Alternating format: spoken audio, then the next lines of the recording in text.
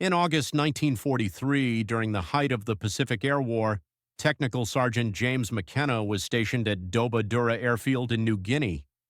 A seasoned aircraft mechanic, McKenna had spent 8 months maintaining the Lockheed P-38 Lightning, a twin-engine fighter that, while powerful at altitude and exceptionally fast in a straight line, had a critical weakness in close-quarter aerial combat.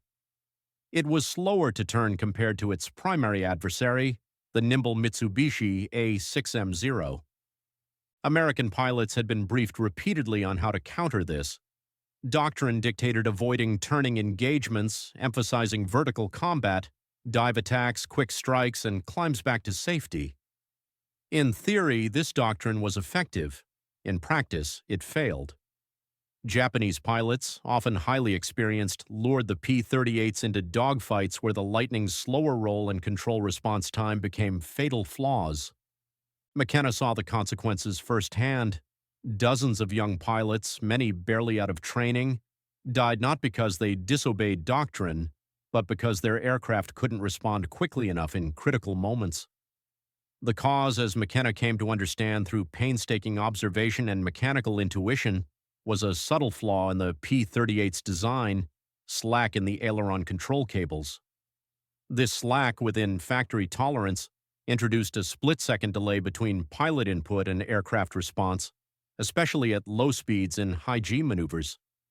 That delay was all a Zero pilot needed to kill. McKenna noticed it when he worked on the aircraft. The difference was audible when he plucked the control cables. Tight cables produced a crisp tone, looser ones had a duller twang. The official specs accepted this as normal, but McKenna knew it wasn't. He'd seen the delay contribute to the deaths of pilots like Lieutenant David Chen, a fellow Californian who described his P-38 feeling sluggish as a Zero nearly shot him down. Chen survived that mission, only to die weeks later in another P-38 during a similar encounter. Captain William Morrison's fate further cemented McKenna's suspicions. Morrison, a decorated ace, died attempting a textbook maneuver, an inverted roll and dive to escape 2 Zeros, but the aircraft response was too slow. Post-mission check showed everything was within spec. Nothing was officially wrong, yet a skilled pilot was dead. McKenna, like Morrison's crew chief, refused to accept that as coincidence. Across the 5th Air Force, the death toll mounted.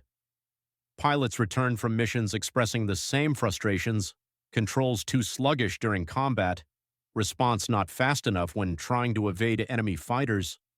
Maintenance crews were handcuffed by regulation. Changes to flight control systems were strictly prohibited unless cleared by engineering authorities thousands of miles away in California. But McKenna couldn't shake the feeling that something had to be done.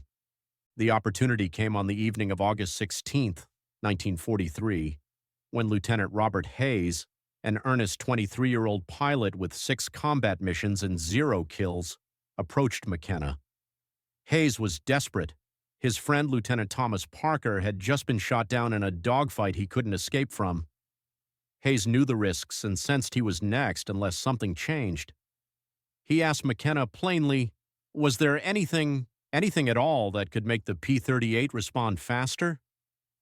McKenna made a decision that would change the course of the air war. He recalled a 6-inch piece of piano wire salvaged from a wrecked Lightning's rudder trim system. With a pair of pliers, he bent the high-tensile wire into a Z shape to serve as an inline tensioner, adding slight but significant preload to the aileron control cable. The modification took about 8 minutes to install and eliminated the slack entirely. The risk was enormous. The modification violated Air Force maintenance regulations. If discovered, McKenna faced court-martial, discharge, or worse. But to him, the risk of inaction was greater. He didn't notify anyone, didn't document it. When Hayes took off the next morning, McKenna stood on the flight line, silently watching, hoping the change would work, and fearing it might not. The result was immediate and extraordinary. During a 7-minute engagement with Japanese fighters, Hayes shot down 3 Zeros. His P-38 responded with a crispness and immediacy he had never experienced before. Every roll, every reversal, every burst of fire was delivered with newfound precision.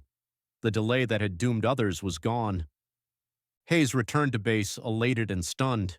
He told McKenna simply, "It worked." But more than just Hayes had noticed.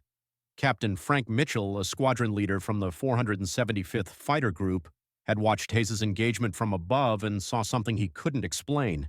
Hayes's P-38 rolled like no other Lightning he'd ever seen. After landing, Mitchell sought out McKenna and demanded to know what had been done. McKenna, recognizing the importance of what had happened, told Mitchell everything. Mitchell didn't hesitate. He wanted the same modification on his own aircraft, regulations be damned. McKenna agreed, with warnings about the risks. Mitchell accepted them.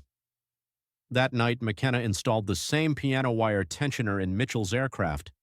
The change spread quickly. Word of the modification passed from pilot to pilot, mechanic to mechanic. By August 20th, 9 aircraft had been modified. Within weeks, dozens followed. Some mechanics resisted, citing regulation. Others, moved by desperation and pilot deaths, chose to act. They quietly installed the tensioners, removed them before inspections, then reinstalled them afterward. No orders were given, no memos circulated. It was an unofficial movement fueled by survival. The results were undeniable. Pilots like Hayes and Mitchell began racking up kills. The kill ratio, which in July had favored the Japanese 2-to-1, began to shift. By September, P-38 units were fighting zeros to a draw. By late September, American fighters were beginning to dominate. Japanese pilots noticed the change as well. Veterans like Lieutenant Commander Saburo Sakai, with over 60 kills, reported P-38s reversing faster and turning tighter than before. Their trusted tactics no longer worked. Engagements they once controlled now ended in their own destruction. The psychological tide turned. Japanese pilots became cautious. The P-38, once easy prey in a turn, became a threat. The Japanese examined downed Lightnings but found no visible changes. The piano wire tensioner, hidden inside the boom, looked like standard equipment. Its small size belied its massive impact. Even if found, its function might have gone unrecognized. By September's end, losses confirmed the shift. The 11th Air Fleet lost 38 fighters to P-38s. American losses were 22. For the first time in the Pacific Theater, the Lightning was outperforming the Zero in air-to-air combat. Eventually, the Army Air Force caught wind of the change. A maintenance inspector noticed inconsistencies in cable tension measurements. An investigation traced the variation to the piano wire modifications. Reports moved up the chain. The brass faced a dilemma: punish the rule breakers or embrace a field innovation that was saving lives. Lockheed engineers arrived in New Guinea in November 1943. They studied the modification and found it both safe and effective. It was a simple solution to a serious oversight in design. The next production model, the P-38J, incorporated a revised tensioning system inspired by the piano wire hack. But McKenna received no official credit. Lockheed's documentation attributed the change to engineering analysis. His name never appeared in any formal report. His war record listed him simply as an aircraft mechanic. The pilots didn't forget. Hayes survived the war with 11 confirmed kills. He returned to Iowa, raised a family, and every year on August 17th, he called McKenna to thank him for saving his life. Mitchell rose through the ranks, eventually commanding a squadron during the Philippines campaign. He told every junior maintenance officer he mentored about McKenna's modification and the importance of listening to the people closest to the machines. McKenna left the service in 1946, opened a garage in Long Beach, and returned to fixing cars. He spoke little of the war. When asked, he simply said he was a mechanic. He died in 2006 at age 88.